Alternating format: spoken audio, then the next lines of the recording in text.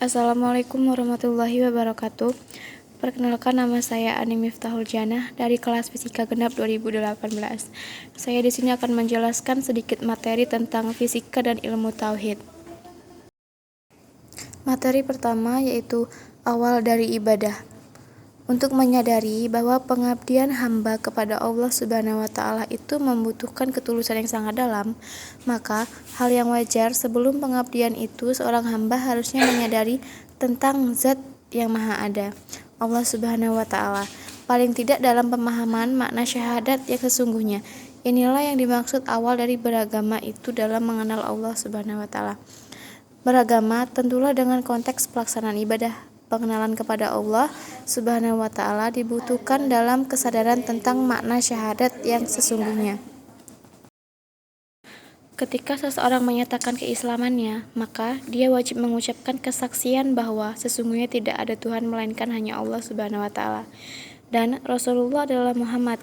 Mengapa kesaksian ini tidak menggunakan kata amanu atau beriman atau percaya? Adalah jika seseorang beriman, maka dia tentulah percaya, yang artinya dalam keimanan seseorang hanya diminta percaya tentang sesuatu tanpa harus menyaksikannya.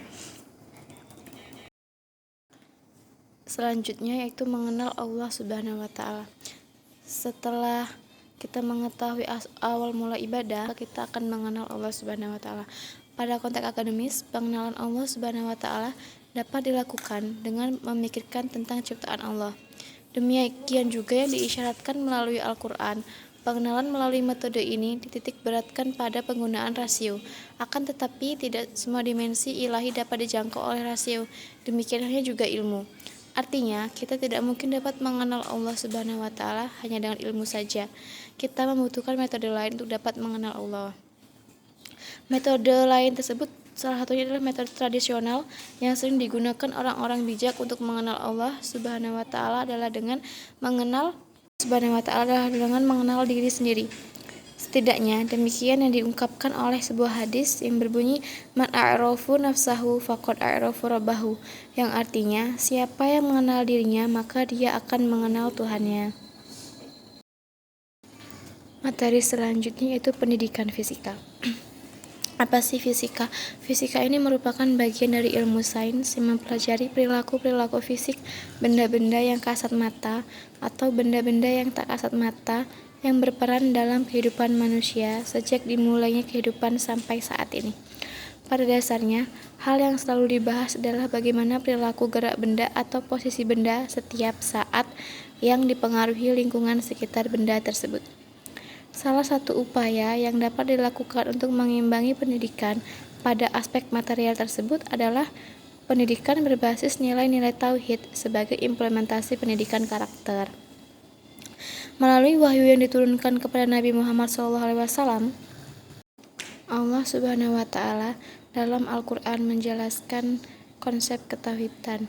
Salah satunya yang disebut dalam potongan surah Al-Anfal ayat 17.